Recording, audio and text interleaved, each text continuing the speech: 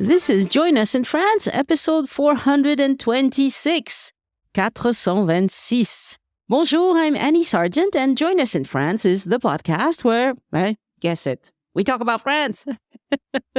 Everyday life in France, great places to visit in France, French culture, history, gastronomy, and news related to travel to France.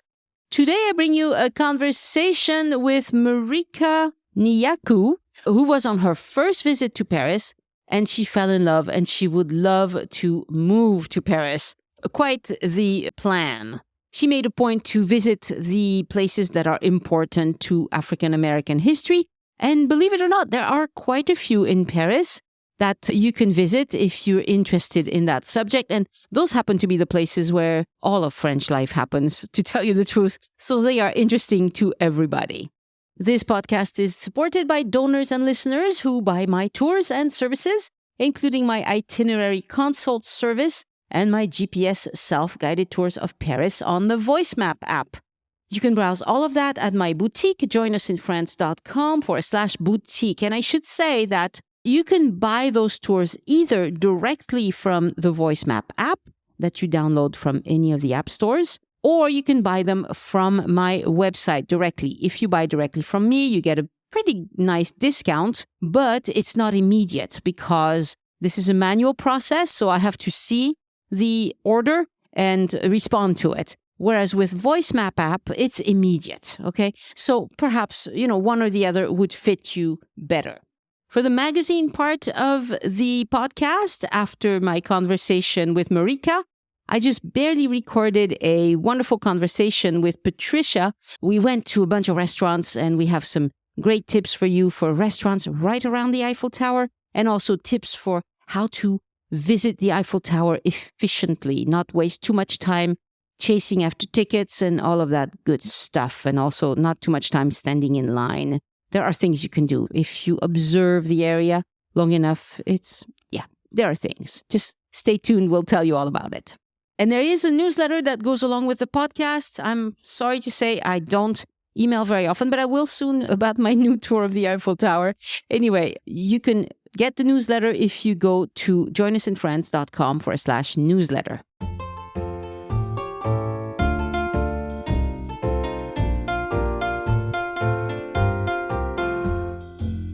Bonjour, Marika Niyaku, and welcome to Join Us in France. Hey, thank you for having me. Lovely to have you. You told me I could call you Cece, so I will call you Cece. I love that little nickname. All right, sounds good. Okay, so you have not moved to Paris yet, but you would like to.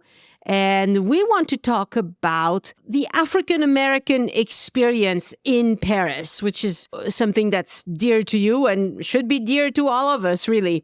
So tell us a little bit about you and what your plans are. Well, to start, we've been to Lourdes, France on a pilgrimage years ago.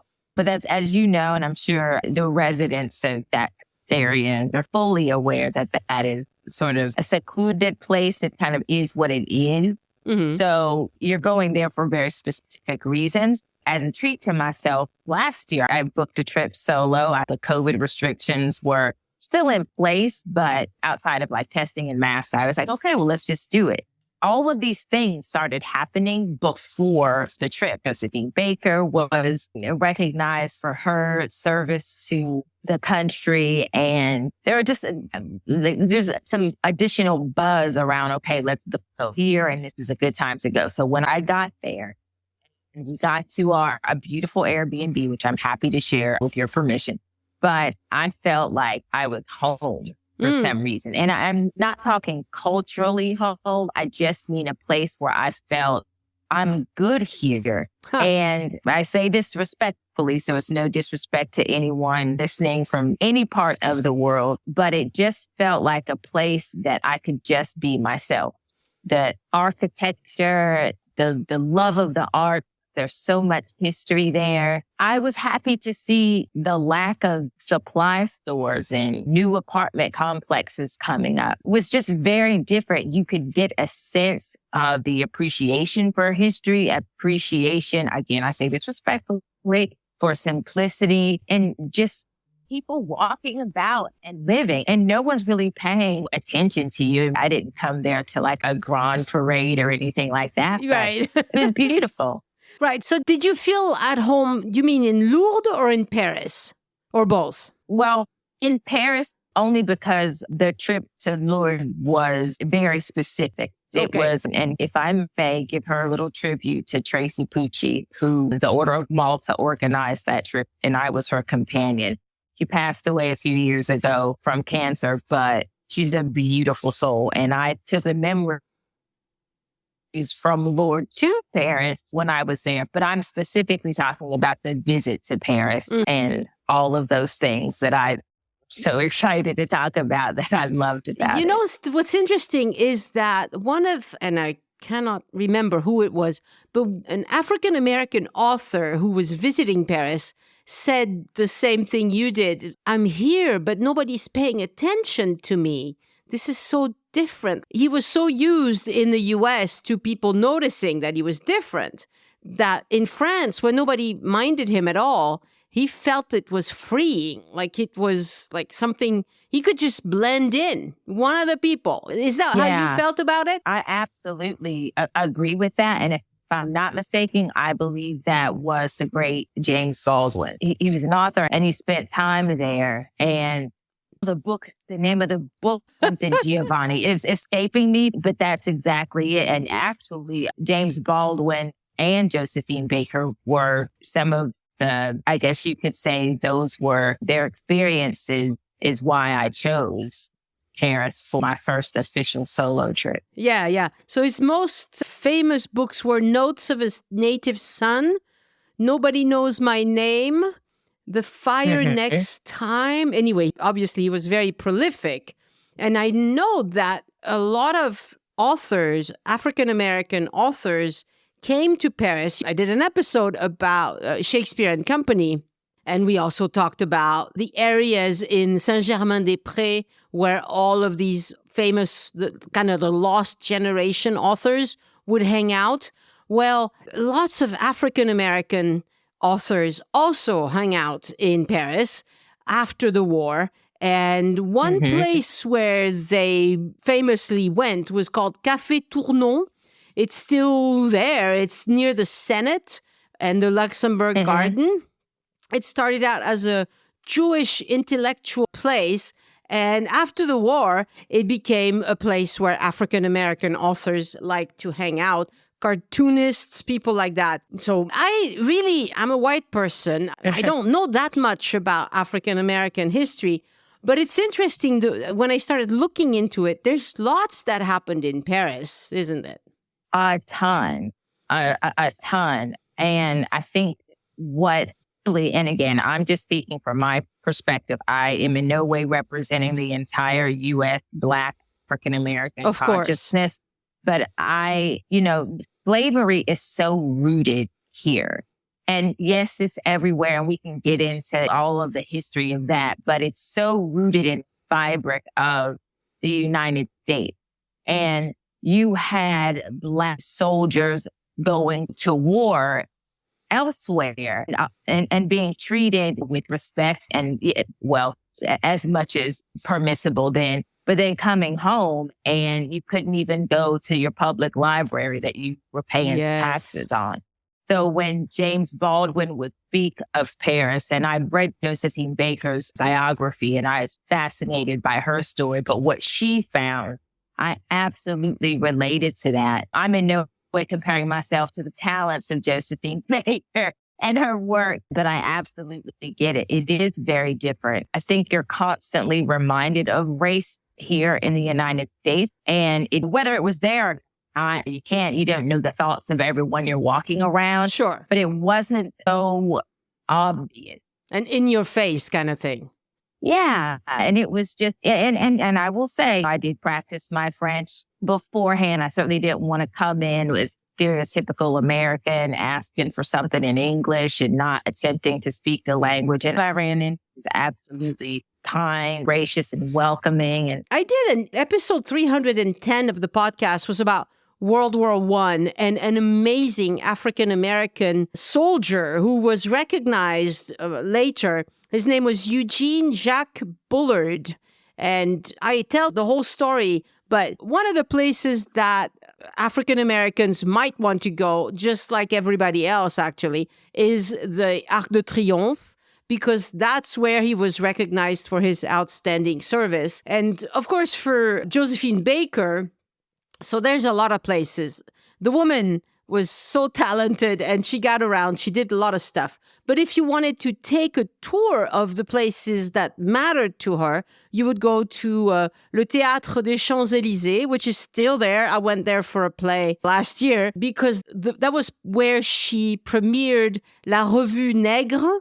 And of course, here's that word, nègre, which we don't use anymore in French. Well, actually, people who have a clue don't use it anymore. But that's what it was called. Then she worked at Les Folies Bergères, where she performed for a long time. And that's in the 9th arrondissement. Le Casino de Paris, also in the 9th arrondissement. Montparnasse, where she lived, she had a place. And there's a plaza named after her. It's Place Josephine Baker.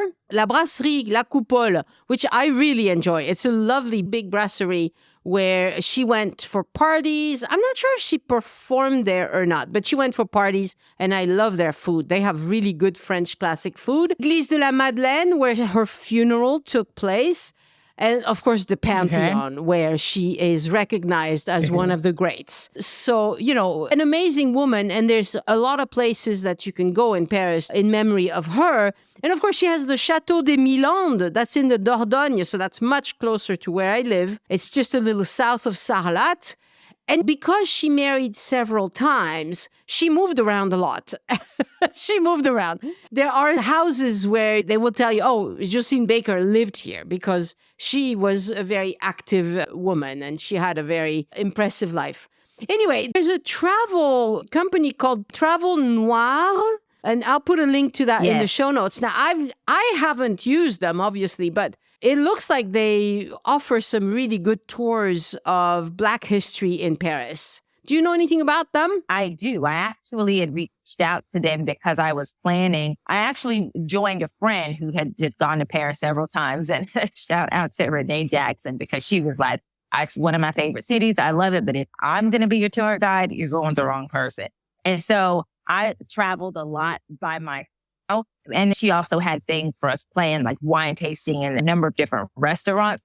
So the tour didn't match up with time that I had, but I did reach out to them and they kind of take you on a tour of what it is to feel as if you were traveling during that time as a Black person. And so I'm coming back. That's the goal. But I would highly recommend because what they offered was beautiful. And I actually got lost. I don't know if we get into traveling for the first time, but I was going, I believe it was the Orsay Museum, and then I got the wrong bus and ended up at the Pantheon. But they souvenir coins, and they had this whole display of Josephine Baker and the history and her work. So it was beautiful. And this was probably not long after the announcement, so that's when my trip was. Well, her Panthéonisation, I have to say this slowly so I don't mess it up. But that's the ceremony that they do when someone enters the Pantheon. That's when they actually open the great big doors, the big gilded doors, which they never open for anybody but somebody who is being recognized. So the ceremony to bring her into the Pantheon was the most moving I've ever seen. I mean, honestly, I have watched several of these, including for other people that I admire, but hers was particularly poignant because, you know, she wasn't born French. She chose this. And she was so dedicated and such a good person, full of talent, full of life, and just amazing. I think what made it particularly touching is the fact that she was a performer and a singer, and they included her music into the ceremony. And that just made it fabulous. I'm sure you can still watch it on YouTube. She was just stunning. But anyway, so these are the things I wanted to make sure to mention. So if you're coming to Paris and these are the ones I know about, but I don't know much, to tell you the truth. So tell us about the things that you enjoyed in Paris.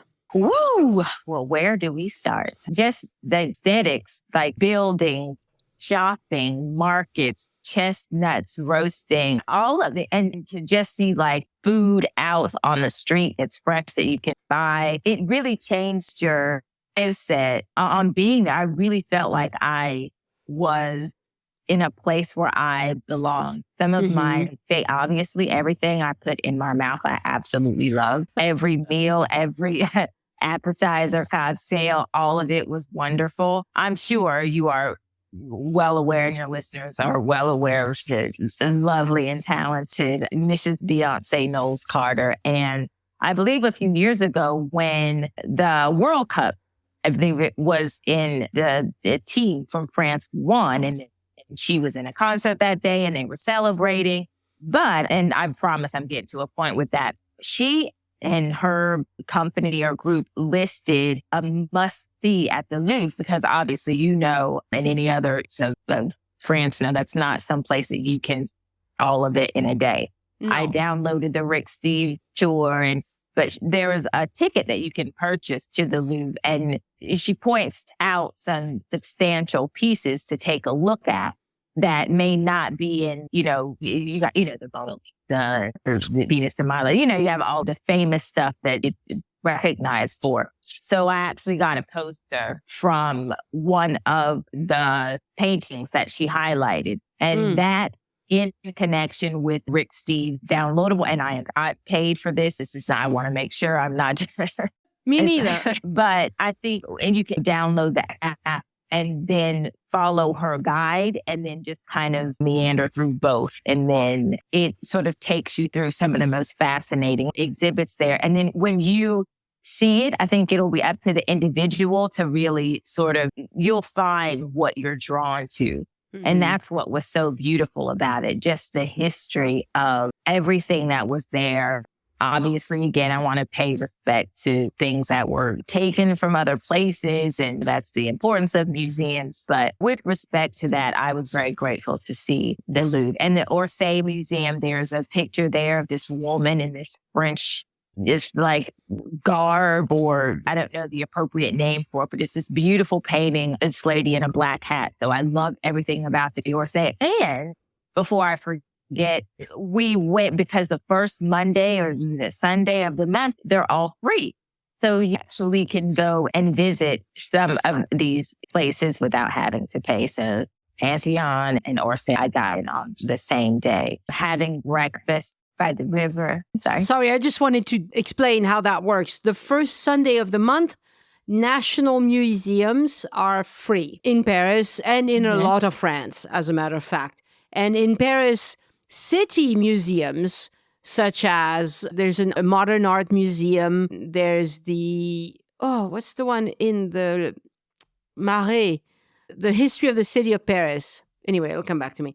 That one is also a city museum and it's free. And even if you have to pay, I was just in the US and I was shocked how expensive going to these places, like any museum, really was. In the Louvre, even if you pay full price, last time I had to buy a ticket, it was 16 euros. Please believe it or not, in Gatlinburg is 35 plus tax, so that's 40. Yeah. Okay, so, please, it's really cheap. And you can get in free one day a month, which is probably not enough. And also, a lot of the national monuments, you can get a card that lets you get into all of the national monuments for free. And that's only 40 euros for the whole year. So if you're going to be in France for a while, and there are, like, just in my region, there's probably 20 national monuments that I could get in for free with that card. So it's really worth it if you're into that kind of cultural visits. Now, of course, museums need money, but the goal of these museums in France is not to make money, because they also raise funds from wealthy donors and stuff. So they really want to make it accessible for people. They want it to be cheap enough that anybody can come, which is, I think, commendable.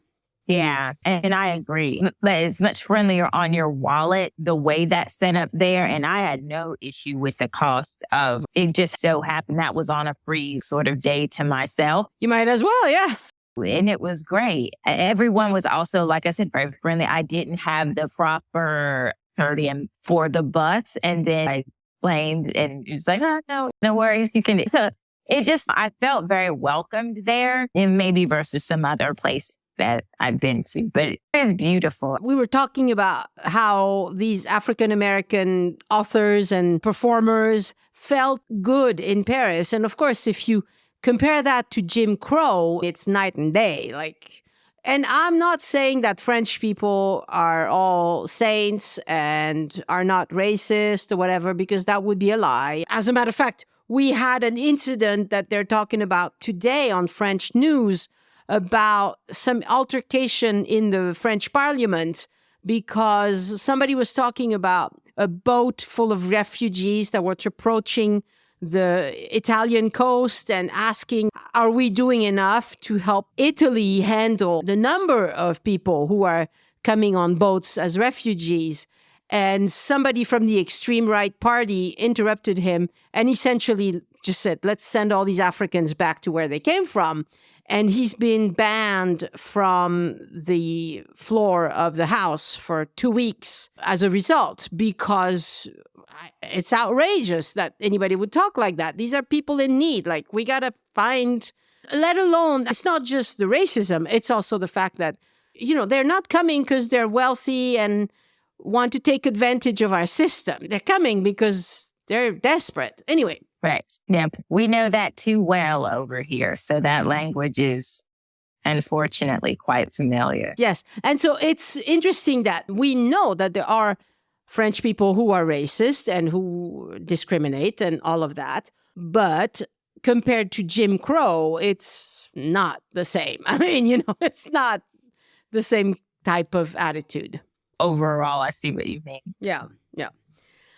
Okay, so what do you recommend people do and see when they come to Paris? So obviously, go to the Louvre, go to the Orsay, go see those beautiful pieces. And there are plentiful of beautiful Black faces in those museums. They are, if you look at all the major pieces of historical paintings, which there are a lot of in the Louvre, they include a lot of Africans. They include a lot of North Africans as well. One of the most stunning sculptures in the Orsay Museum is the face of this, I think they call him an Arab in there. It's just this Arab face with a turban. He looks just stunning. He's wonderful. So besides going to the museums and enjoying the food, what else did you enjoy about Paris? I loved going to I don't know if you call it a grocery store.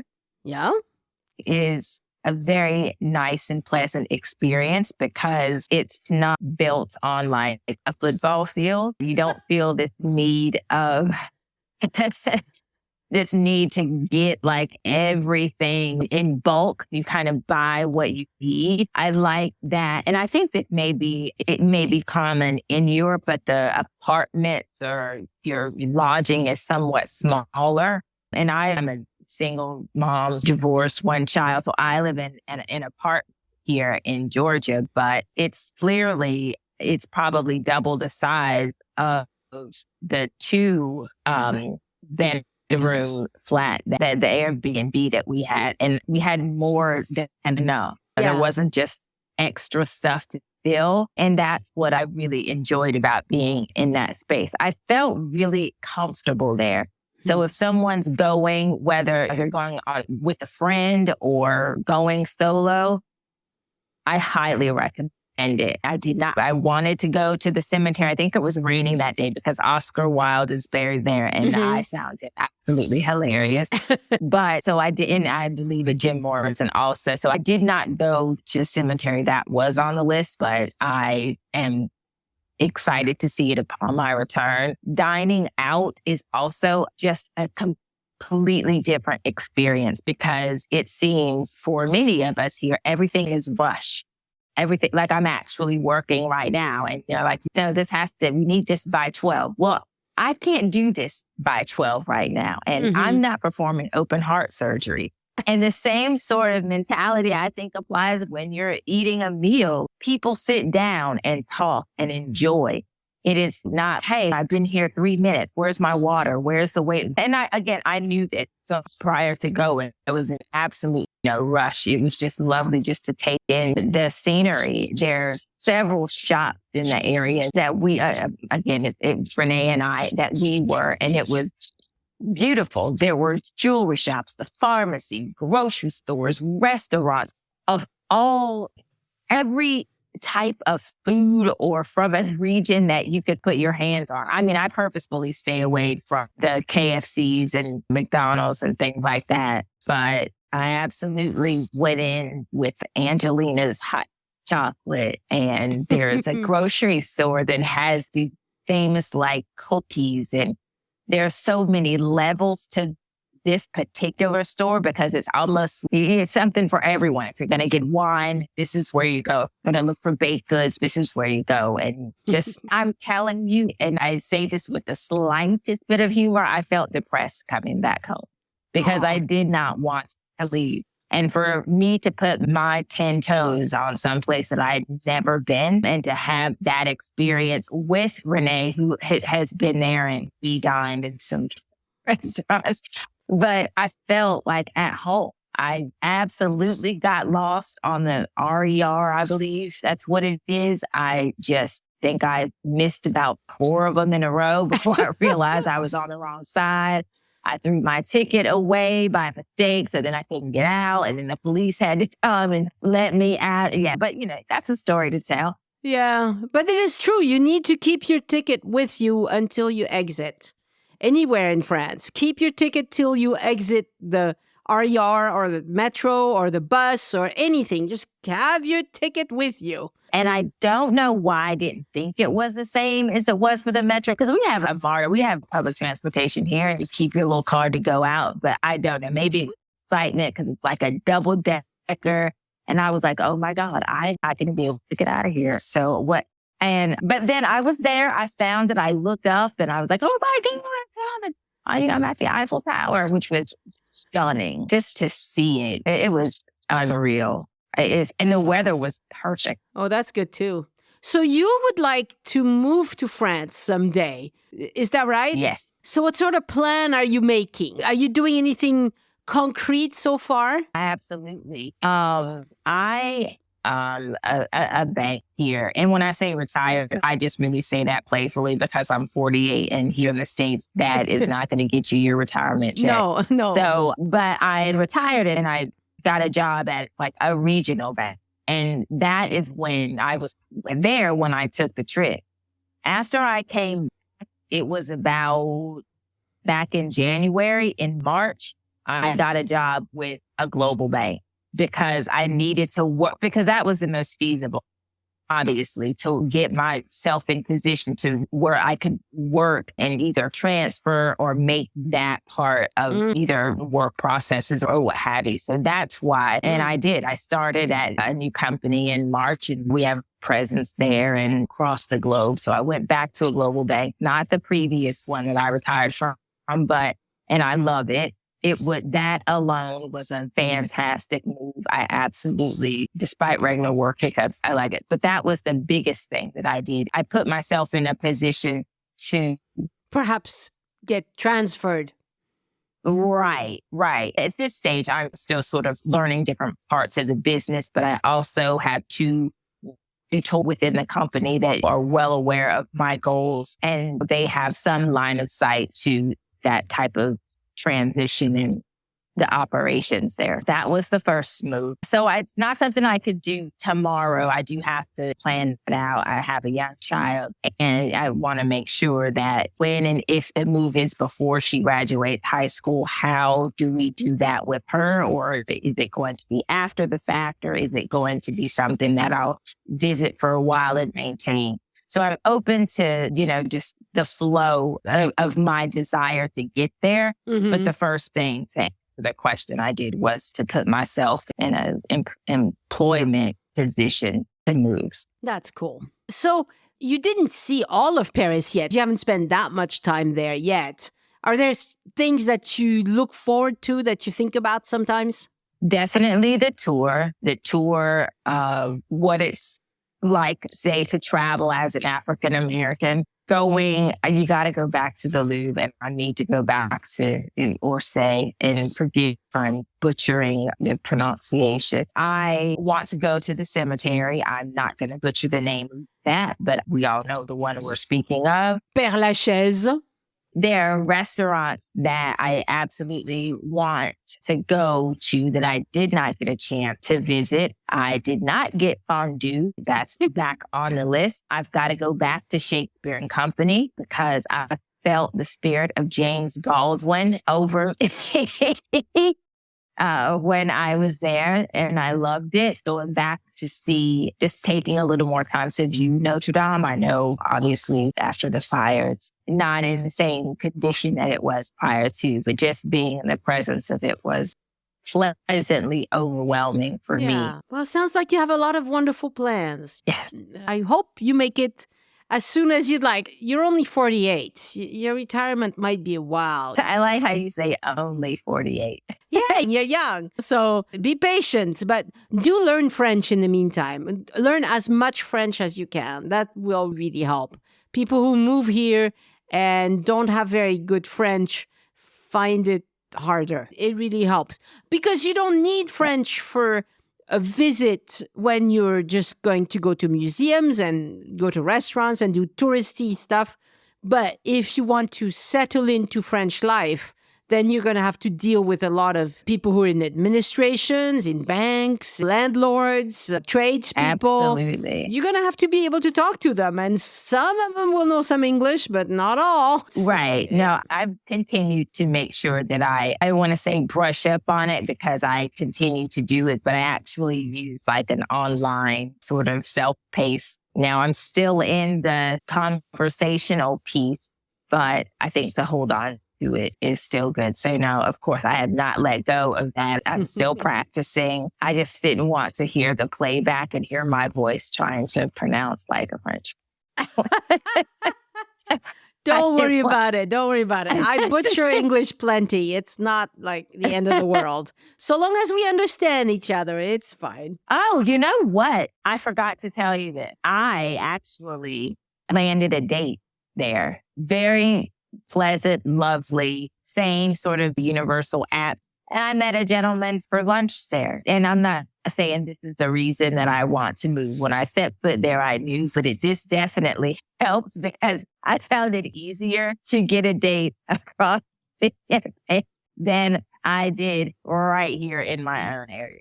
And he was absolutely lovely. Just, experience is beautiful. Travel is lovely. If anyone's questioning themselves or what, go, Very just nice. go. Yeah.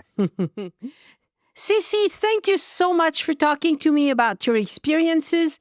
I might have to take one of these tours with Travel Noir because I will learn a lot, I am sure. And even if you know Paris very well, just knowing that these iconic African Americans spent time there and did some of their work there is really significant. It is indeed. Merci beaucoup. Well, it's been my pleasure speaking with you. Thank you. Merci. À bientôt. Au revoir.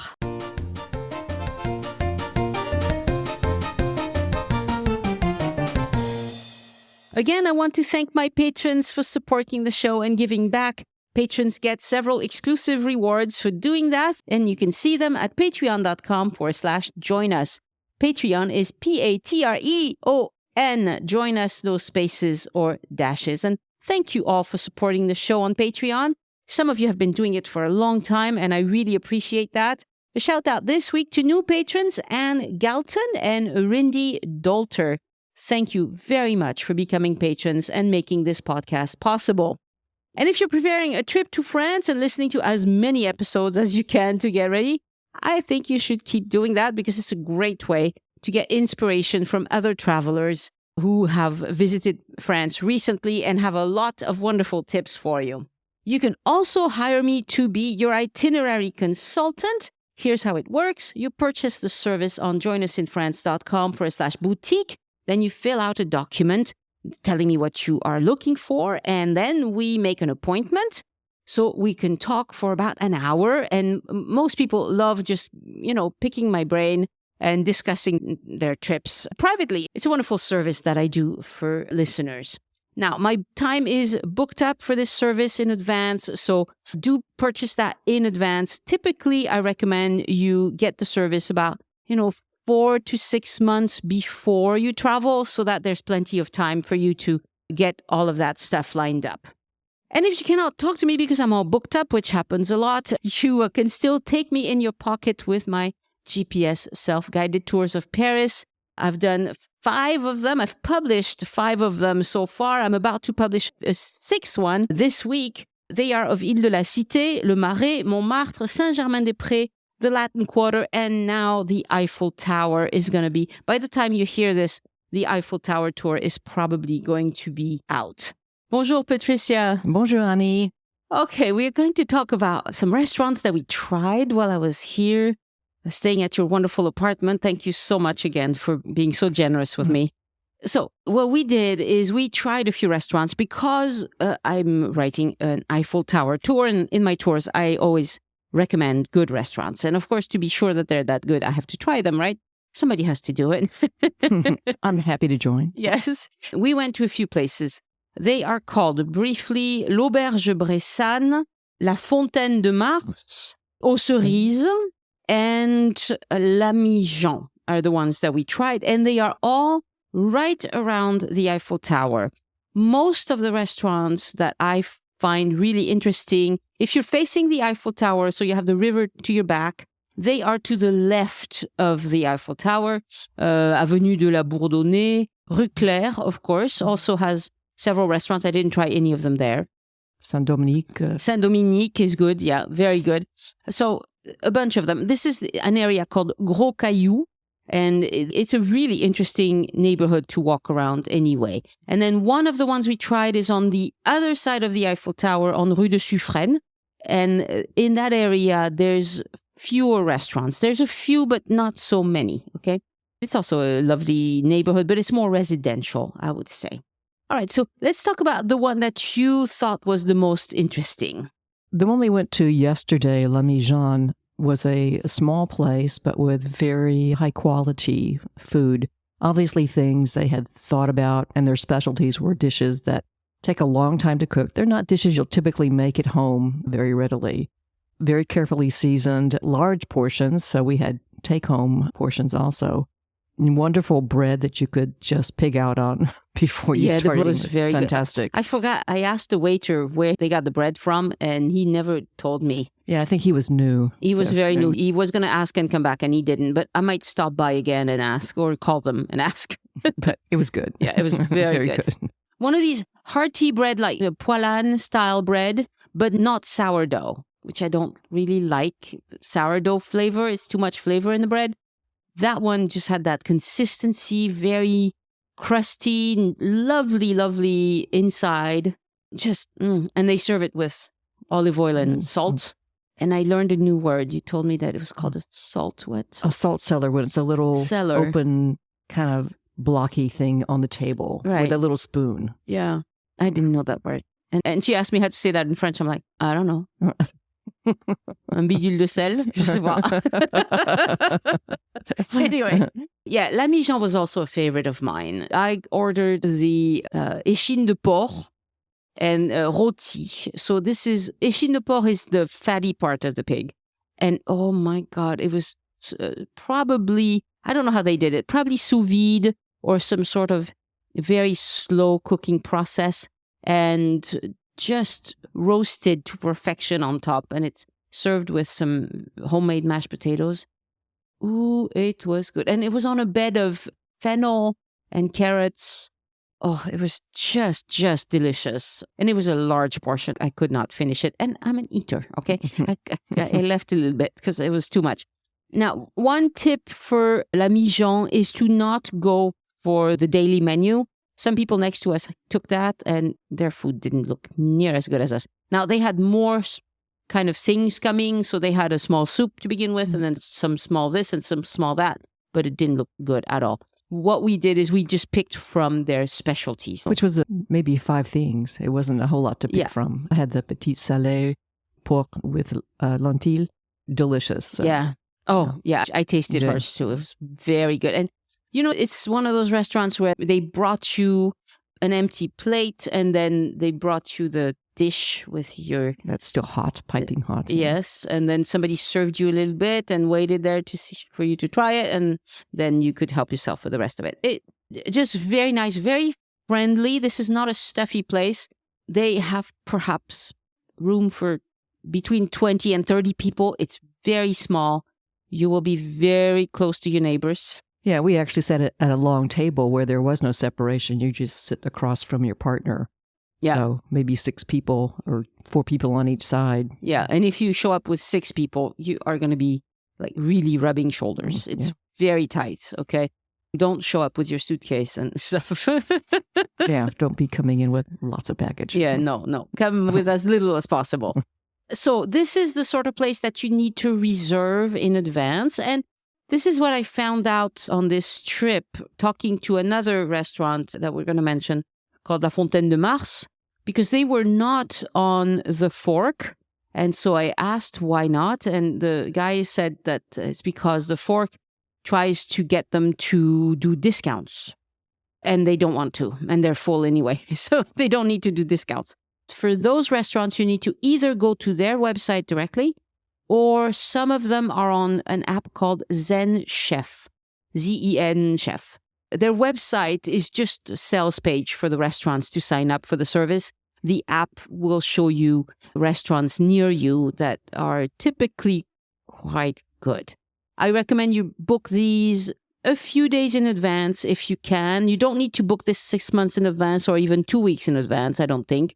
Unless you're coming in a very, during the Olympics. Yes, that's different. But if you're coming at a time, nor a regular time of the year, this is January, booking 4 or 5 days ahead was enough. Busier time of the year, probably more than that. But it's very important that you book. You probably won't get in if you don't book. The other one that we want to talk about is called La Fontaine de Mars. I just mentioned it. I love the ambiance at Fontaine de Mars. They were very friendly.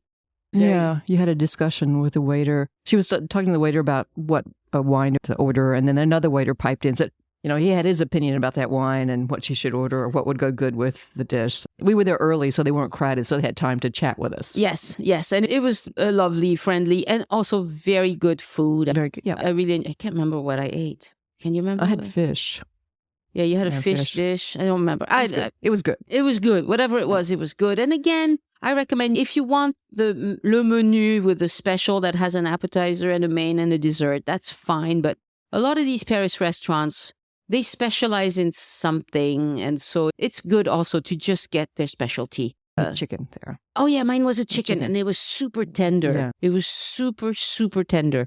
The portions were not as big at La Fontaine de Mars, but it was plenty. We didn't leave hungry. But it was not the kind of place where you would I don't think you would take a doggy bag. Well, more Paris restaurants are pretty good about that now. Used to wouldn't even have anything to put it in, but now they do. So. Yeah, mostly they do. Yeah, during the pandemic, everybody had takeout, so. The other thing to note about these restaurants is that most of them are very small. La Fontaine de Mars was not quite as small.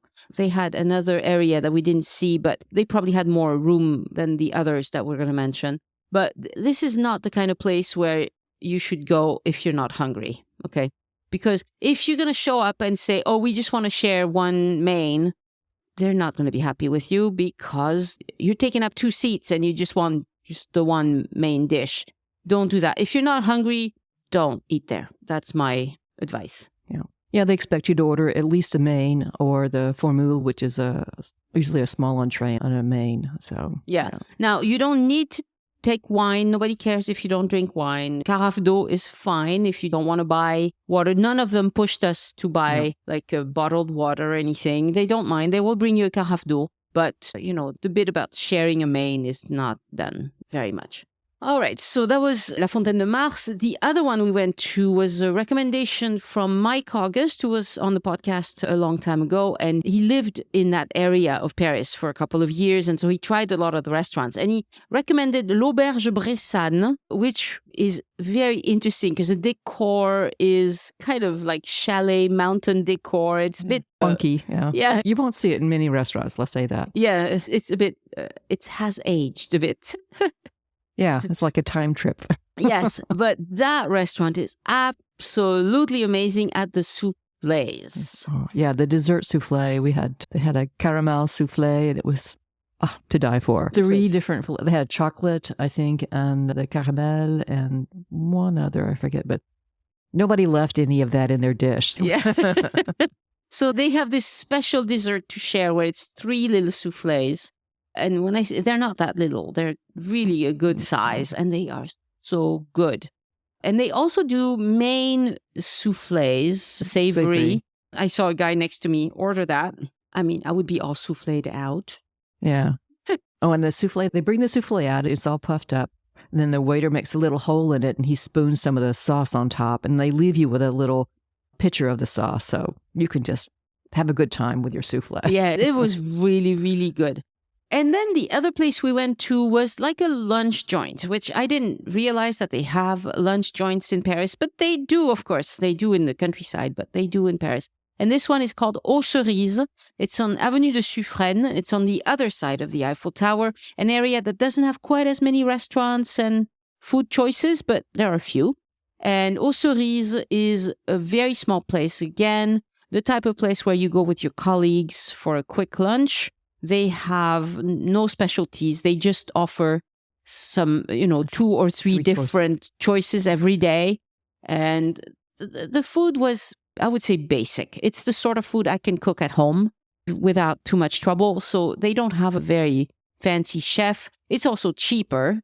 It's faster. That one I think you could get into if you showed up like just before noon, before they fill up. They also serve a late lunch. So if you show up at like 1:30 or 1:45 or something, they would probably serve you. I think they close at 6, but between 4 and 6, they're cleaning up and just serving drinks or whatever. So plan accordingly. I wouldn't say that the culinary experience was anything to write home about, but it was good. It was a good lunch. You're hungry and you want a hot meal. I had, fish. It was a soup, a potiron soup, and then I had fish and potatoes and broccoli. It's good. Yeah, it's well done. It's nothing to write home about, but it's good. And that was cheap. That was like maybe 20 per person, the lunch. Yeah, it wasn't very expensive. The other places for a main expect to pay between 30 and 40. And then you can get a bottle of wine in France for 25 or something, even at a restaurant, or by the glass, it's going to be $5 or $6 or something like that. It's really quite reasonable. Anyway, we had a wonderful time trying these restaurants. We didn't leave any one out, did we? No, those are the 4 that we tried. Yeah, these are the ones that we tried. And right around where you live, there's a thing called Sunflower. That was also good. New. It's a noodle place. And so you watch the guy from the window and he's making the noodles. He's stretching them. Yeah, he's pulling them out and then they turn into finer noodles. And then that's the basis really for all of they serve a soup with noodles, or you can have sauteed noodles with vegetables or shrimp or beef or chicken. Yeah. It's the basis, but the noodles are fresh and good. You see the guy make them, dropping them to be cooked, and there it is on your plate 5 minutes later. Very, very fresh, and all the vegetables are fresh. It was packed when we went there for lunch, so we just got takeout and came back to my place. Yeah. We went there last night, and it was fine. Sometimes it's at dinner, they have a few people, but at lunchtime it's packed. There's like lots of people. Yeah, because it's like 10 or 12 euros for soup or for sauteed things, so pretty much a fixed price for those things. I think the most expensive item there is 12, like 12, 13. Yeah. And it's very good. It's very tasty. But that would be out of the way for most of you. If you're visiting Paris, there's no reason for you to come to this Sunflower thing. It's just if you live here, it's a good one. Anyway, as always, great, great restaurants all over Paris. I hope this tip about Zen Chef will help you, and also the fact that if you're facing the Eiffel Tower and you're hungry, go left, like Avenue de la Bourdonnais, Saint-Dominique, Rue Claire. very good places to get lunch if you can spend about 50. Oh, tell us about the restaurants on the Eiffel Tower as well, because you've tried one of them. Yeah, it's been a while. They changed names. One is at Jules Verne, and that's like a Michelin-starred one, and it's probably, well over €100. I think with wine and everything, it's 1,000. It's 1,000. I've never been there. Okay. Yeah. That one's that one's at the very top. It's very small. No, it's at second level. Nothing's on the very, very top. Oh, okay. First or second level. And you go up their separate elevator for the restaurants. It's one way to get up the Eiffel Tower. And then the other one I think is now called Madame. Yeah. Brasserie Madame or Madame Brasserie or something. It's more modest, it's maybe €30 for each entree, 30 to 40 euros maybe. Yeah, I think it was 40 at lunch and like 100 at dinner. So you can eat on the Eiffel Tower. Oh, and another tip that I put in my tour, but I'm going to tell you as well, is if you need a ticket for the Eiffel Tower, first of all, the security line is the same for everybody. So when you line up, they have something that says for restaurants and for people who have tickets and for people who don't have a ticket. Ignore that. Go to the shortest line because they don't check anything. They just want to check your bag. And the security is pretty thorough. My watch set off the thing. Right. It's like airport security. So empty your pocket. Yeah. Empty everything. Take off your watch. You don't have to take off your shoes, but your watch, yes. It doesn't matter what line you're on. They don't check your ticket. So go to the shortest line.